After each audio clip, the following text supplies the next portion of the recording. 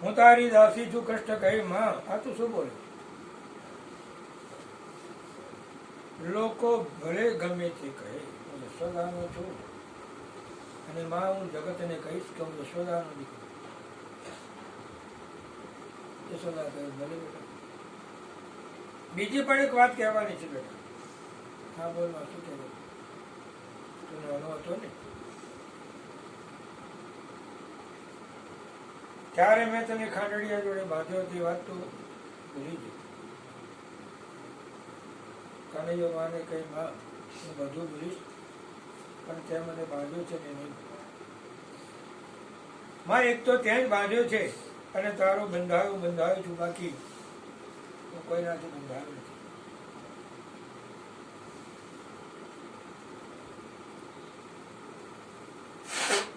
છેલ્લે યશોદાજી માં પૂછે છે અને કહે છે,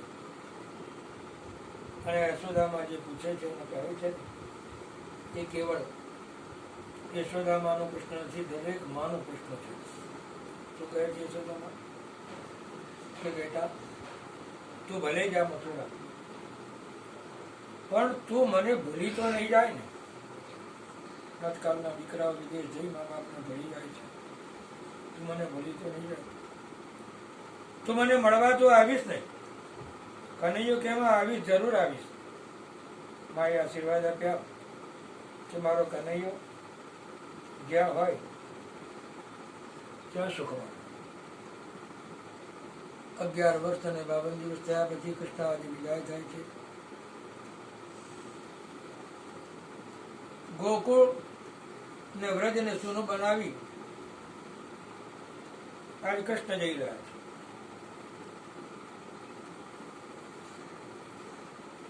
અને એ સમયે જે ગોકુળ અને વ્રજની વેદના છે, એ વેદનાનું વર્ણન આ સરસ્વતી કે બ્રહ્મા પણ એનું વર્ણન કરી શકવાના શક્તિમાન નથી. ગોકુળના ચંચળ સ્વભાવના વાનરો પણ આજે શાંત બનીને બેસી ગયા છે. વૃક્ષો પર કૂદકા મારવાનો વાનરો ભૂલી ગયા છે. અત્યારે આપણું મન પણ એમાં જ લાગેલું છે ને, આપણું મન તો ભટકતું હોય ને. પણ આ કથા કેવી સુંદર છે. આપણે આ મન એ માકડા જેવું છે. અત્યારે કૃષ્ણ કથામાંથી આપણું મન ક્યાંય ખસવા માટે તૈયાર નથી, કારણ કે આ વિદાય આપણી સાથે. ચંચળ સ્વભાવના વાનરો પણ ઝાડની ડાળીઓ પર ગુમસુમ થઈને ઉદાસ બનીને બેઠા. વિચારે છે વાનરો, કાલથી મને માખણ કોણ ખવડાવે? અરે ગોકુળ અને વ્રજના કૂતરાઓની આંખમાં તેજી આંસુ હતા. જમીને બહાર આવીને અમને બટકું રોટલો કોણ નીરશે? કાલથી અમને પ્રસાદ નહીં મળે. ગૌશાળામાં ગાયો ભાભરડા નાખતી હતી. રથ તરફ જોઈ હાંભા હાંભા કરી રડી દીધો. હવે અમને ચરાવવા કોણ લઈ? 3 દિવસ છે, 3 દિવસ ચરવું એટલું ચડી લો, પછી ભગવાન ચરાવવા કોણ લઈ? પંખીઓ ઝાડ ઉપર શાંતિથી બેઠા હતા, વિચારી રહ્યા હતા આ ગોપાલ ક્યાં જાય છે, આ બધા કેમ રડે છે. એ દિવસે ગોકુળમાં પંખીઓનું સંગીત સંભળાતું નહોતું. પંખીઓ પણ મૌન બનીને બેસી ગયા. પશુ અને પક્ષી જેનો વિયોગમાં આટલા વ્યાકુળ છે, ત્યારે વ્રજવાસીઓની શું વ્યથા હશે?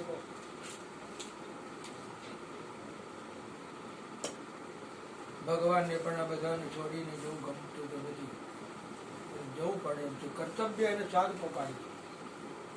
મારું કર્તવ્ય અને ભાવના કરતા કર્તવ્યનું સ્થાન ઊંચું છે. ભાવનાના અતિરેકમાં કર્તવ્ય ન બોલાય એનું ધ્યાન રાખવું જોઈએ. ગવાડિયા બળદના ગાડામાં બેસી આગળ નીકળ્યા. બધાને આશ્વાસન આપી કષ્ટપડ રથમાં બેઠા. વ્રજવાસીઓને છોડી ભગવાન વિદાય થયા અને રથ ચાલ્યો.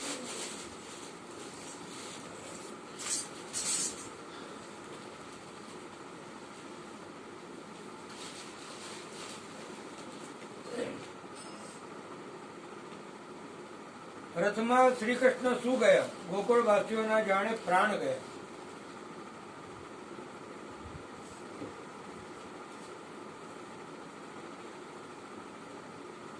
અને રથ દેખાયો ત્યાં સુધી ગામના ભોળા માણસ બિચારા ઉભા રહ્યા. રથ જતો તો ભગવાન એ જાય.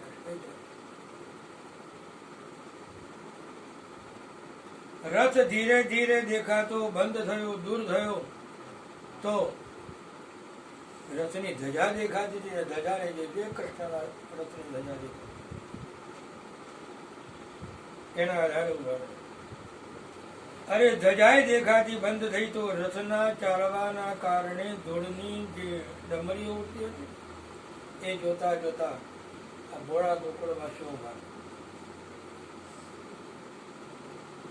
ધીરે ધીરે એ ધૂળની રજકણો નીચે બેસી ગઈ. હવે દર્શનનો કોઈ આધાર રહ્યો નહીં. દિશા શૂન્ય થઈ ગઈ.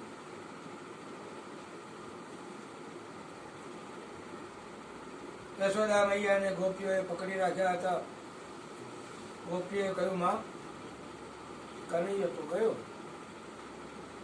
ચાલો હવે ઘરે જઈએ. આમ ઉભા હતા અને આમ જ્યાં પાછળ ફર્યા તો જે વૈકુંઠ ગોકુળ આજે સ્મશાન વત લાગવામાં પાછા ફર્યા. બધા પાછા આવ્યા. માં યશોદાની ઉંમરમાં તો જાણે એક સાથે 25 વર્ષનો વધારો થઈ ગયો. 50 ના યશોદા 75 ના થઈ ગયા. એવી વૃદ્ધાવસ્થા એમના શરીર પર દેખાવા લાગી. યશોદાજીને બેઉ બાવડેથી પકડી ટેકો આપી ગોપીઓ કૃષ્ણ વીરામાં રડતી ગાન કરતી કરતી ઘરે આવી. એવમ બ્રુવાણા વીરાતુરાભૃશમ વ્રજ સ્ત્રિય ન વિષક્ત માનસા વિસૃજ્ય લજ્જામ રુરુદુ સ્મ સુસ્વરમ ગોવિંદ દામો ધરમ.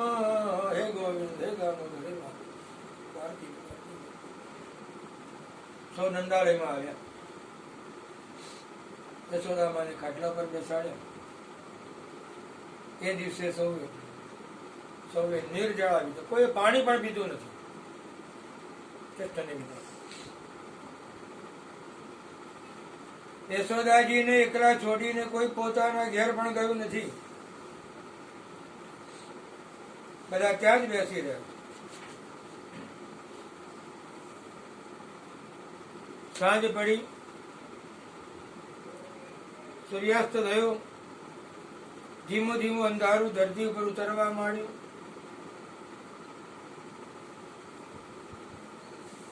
આંખના આંસુ લૂછી એક ગોપી ધૈર્ય ધારણ કરી ઊભી થઈ. યશોદા માને કે છે, મારી રાત થઈ ગઈ છે. મને કહો, કોડિયું ક્યાં છે, દિવેલ ક્યાં છે, હું દીવો કરી દઉં. યશોદામાંથી સહન ન થયું. આખો દિવસ કૃષ્ણના વીરામાં રડતા રડતા જીતો હતો. ને એમાં પેલી ગોપીએ રાત પડી અને દીવો કરવાની વાત કરી અને ગોપીનું બાવડું પકડી બાઈ અને બેસાડી દીધી. બેન, હવે આ ઘરમાં દીવો નહીં થાય. સુપુત્રો કુલદીપકા, મારો દીપક તો જતો રહ્યો. અરે જે દીવડાને અજવાડે મારા લાલાનું મુખ જોતી હતી, હવે દીવો કરીને મારે કોનું મોઢું જોવું? સાયંકાળે તે વૃંદાવનમાંથી ગાય ચરાવીને ઘેર આવતો ત્યારે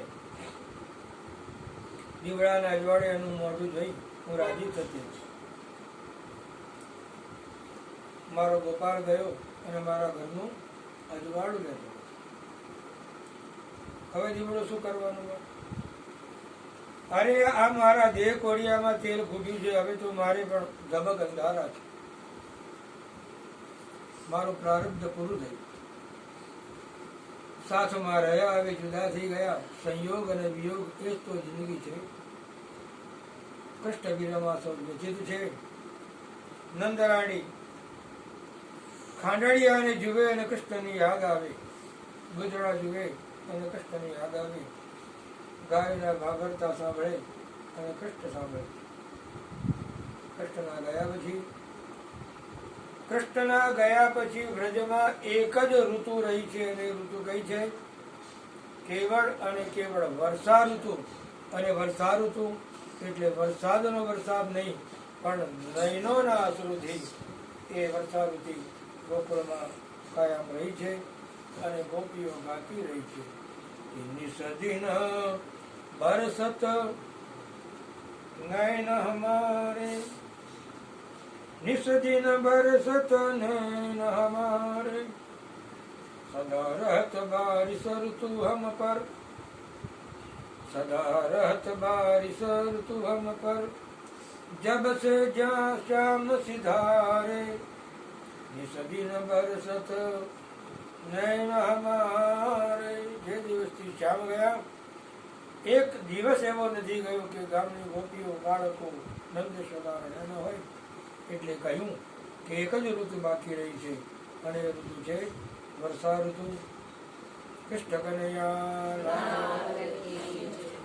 ગોવર્ધન ગિરિરાજ શ્યામ સુંદર પરમ દયાળુ કલ્યાણ ભગવાન પૂર્ણ પુરુષોત્તમ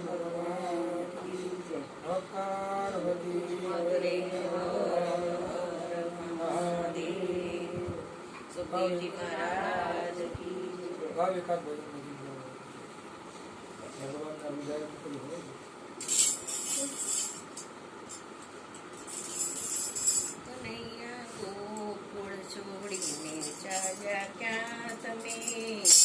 કનૈયા ગોકુળ છોડીને ચાલ્યા ક્યાં તમે? અમારો પ્રેમ તળ છોડીને ચાલ્યા ક્યાં તમે? અમારો પ્રેમ તળ છોડીને ચાલ્યા ક્યાં તમે? તમને બોલાવે કંસ તમે ચેતી જાજો, તમને બોલાવે કંસ તમે ચેતી જાજો. દેખી સોનાનો રથ ના કઈ અંજઈ જશો, દેખી સોનાનો રથ કઈ અંજઈ જશો. ના કઈ અંજઈ જશો, ના કઈ અંજઈ જશો, ના કઈ અંજઈ જશો, ના કઈ અંજઈ જશો.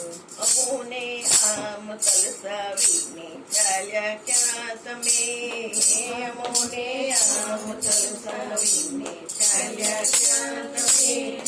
કનૈયા ગોકુળ છોડીને ચાલ્યા ક્યાં તમે? કનૈયા ગોકુળ છોડીને ચાલ્યા ક્યાં તમે? તમને રોકે વ્રજનાર તમે ઉભા રહો, તમને રોકે વ્રજનાર તમે ઉભા રહો. છોડી વૃંદાવન ધામ તમે ક્યાં જાઓ? છોડી વૃંદાવન ધામ તમે ક્યાં જાઓ? તમે ક્યાં જાઓ?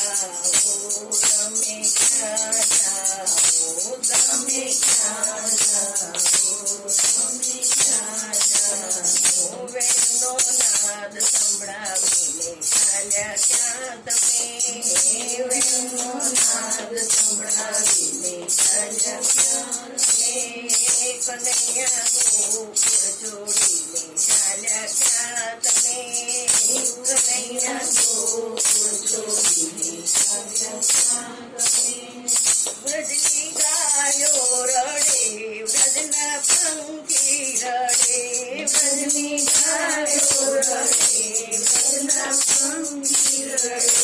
માય યશોદા રડે, નાદ્ય રાણી રડે, માય યશોદા રડે, નાદ્ય રાણી રડે. રાણી રાધા રડે, રાધા રાણી રડે, રાધા રાણી રડે, રાધા રાણી રડે. ખીલા ફૂલને કરમાવી ચાલ્યા ક્યાં તમે? ખીલા ફૂલને કરમાવી ચાલ્યા ક્યાં તમે કનૈયા ગોકુળ છોડીને ચાલ્યા ક્યાં તમે કનૈયા ગોકુળ છોડીને ચાલ્યા ક્યાં તમે બોલો સામળ્યા સ્નેહ કોનો ઓછો પડ્યો બોલો સામળ્યા સ્નેહ કોનો ઓછો પડ્યો સાને મથુરા જવાનો મન શુભો કર્યો સાને મથુરા જવાનો મન શુભો કર્યો કૃષ્ણ કનૈયા તો આવો આજના અધિક માસની કથાના અધ્યાયમાં આગળ વધીએ. આજના અધ્યાયની અંદર ગઈકાલના અધ્યાયમાં ઉદ્યાપનનો વિધિ બતાવ્યા પછી વાલ્મીકી મુનિ જળધન્વા રાજાના માધ્યમ દ્વારા ભગવાનની પ્રીતિની પ્રાપ્તિને અર્થે નિયમ જે લીધા હોય એનો ત્યાગ કેમ કરો, કેવી રીતે અધિક મહિનામાં જે નિયમ લીધા હોય એનો ત્યાગ કેવી રીતે તે રાજન એક માસ પર્યંત નક્ત ભોજન કર્યું હોય તેણે છેવટે બ્રાહ્મણને જમાડીને નિયમ છોડવો. અયાચિત વ્રત કર્યું હોય, અયાચિત એટલે કોઈનો પણ માગ્યા વગર, કોઈની પાસે કશું માગ્યા વગર, તો એને સુવર્ણ દાન કરી અને એ નિયમની પૂર્ણાવધિ કરવી. તેણે એક માસ ઉપોષણ કર્યું હોય એને દક્ષિણા સહિત ગાયનું દાન કરવું. આમળાના વૃક્ષની નીચે 1 મહિનો જેણે સ્નાન કરવાનો નિયમ લીધો હોય એણે દહીં અને દૂધનું દાન કરવું. જે ફળ ભક્ષણ નહીં કરવાનો નિયમ લીધો હોય કે સફરજન નહીં ખાવું, કેળું નહીં ખાવું, એવો કંઈ નિયમ લીધો હોય તો એ ફળનું દાન કરી અને પછી એ ફળ ગ્રહણ. તદુપરાંત કહે છે કે જે ફળ ભક્ષણ નહીં કરવાનો નિયમ કરેલો હોય તેનું જ દાન કરવું અને તદુપરાંત એની સાથે, એ ફળની સાથે ઘૃત એટલે ઘી એનું પણ યથાશક્તિ દાન. કોઈએ તેલ છોડ્યું હોય તો એને ઘીનું દાન. રાજન કોઈ પણ પ્રકારના ધાન્યને વર્જ કર્યું હોય, ઘઉં નહીં ખાવું, ચોખા નહીં ખાવું કે જુવાર નહીં ખાવું કે મકઈ એવો કંઈ નિયમ લીધો હોય તો ગમે તે ધાન્ય છોડ્યું હોય પરંતુ એના માટે થઈ કેવળ ઘઉં અથવા તો ચોખા એનું દાન કરવું.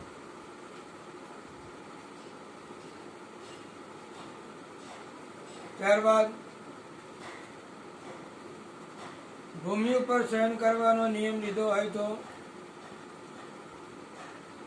સૈયા વગેરેનું દાન કરવું, ગોદડો, ઓશિક વગેરે. અને પણ જેવી પોતાને પ્રિય હોય તેવી સૈયાનું દાન કરવું. કોઈએ મૌન રહેવાનો નિયમ લીધો હોય તેને ઘંટડી અથવા ઘંટનું દાન કરવું.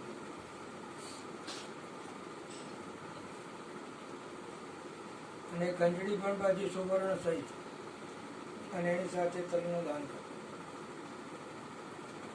હે રાજન, જેણે નખ તથા વાળ ધારણ કર્યા હોય, આખો મહિનો નખ નહીં કાપવાના, વાળ નહીં કાપવાના, એણે દર્પણનું દાન કરવું. આખો મહિનો જોડા નહીં પહેરવાનો સંકલ્પ નિયમ કર્યો હોય તો એણે જોડાનું દાન કર્યું.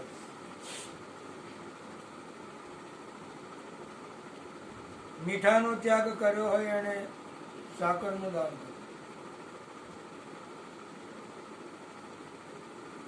તદુપરાંત શર્કરા આદિ અને દીપદાન પણ એની સાથે કરવું. તૈલ પૂર્ણ પાત્ર સાથે એટલે કે તેલ કે ઘીના પાત્ર સાથે એ દીપદાન કરવું. એ પ્રકારે અધિક માસમાં જે ભક્તિભાવે બ્રાહ્મણને નિત્ય દીપદાન કરે છે એ નિરંતર વૈકુંઠમાં વાસ કરે છે. આમાં તો નિત્ય દીપદાન, રોજ એક દીવાનું દાન નથી હોતું. એ ના કરે તો છે નથી. ત્યારબાદ એ દીપદાન કેવી રીતે કરવાનું? તો કોળિયું લેવાનું સુવર્ણનું, દિવેટમાં સુવર્ણની, અને એનું દાન કરવું. કોઈ પણ વ્રતની પૂર્ણતા માટે છેલ્લે તો એવું કહે છે કે તમે ગમે તે નિયમ લીધો હોય, પણ એ નિયમની પરિપૂર્ણતા માટે 40 માસા સુવર્ણ દાન કરવું. 40 માસા કેટલું હોય આપણને તો ખ્યાલ નથી કરવાનું છે, અથવા એ જ કે તેના નિમિત્તે દક્ષિણા.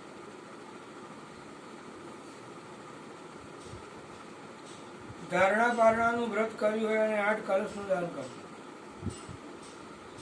પછી 8 કળશ તમે સુવર્ણના, ચાંદીના, તાંબાના, પિત્તળના, કે છેવટે માટીના પણ કરી શકો. ત્યાર પછી છત્રીનું દાન, જોડાનું દાન, મોદક એટલે લાડુનું દાન,